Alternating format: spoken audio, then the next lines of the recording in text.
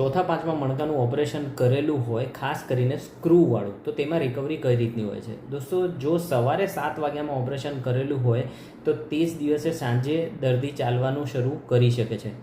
બીજું, બીજા જ દિવસથી જો દર્દીને ચાલવાનું કમ્ફર્ટેબલ હોય તો પેશાબની જે નળી હોય છે તે કાઢી નાખવામાં આવે છે. લોહીનો બગાડ નીકળે તે માટેની જો ટ્યુબ નાખવામાં આવેલી હોય તો તે ત્રીજા દિવસે કાઢવામાં આવે છે અને દર્દીને ડિસ્ચાર્જ આપી શકાય છે. જો તમને એક્ઝામ્પલ આપું તો સોમવારે સવારે 7 વાગે ઓપરેશન થયેલું હોય, બધું જ એકદમ કમ્ફર્ટેબલ હોય તો સાંજે દર્દી ચાલી શકે, મંગળવારે સવારે પેશાબની નળી નીકળે અને બુધવારે સવારે દર્દી આરામથી ડિસ્ચાર્જ લઈને જઈ શકે છે.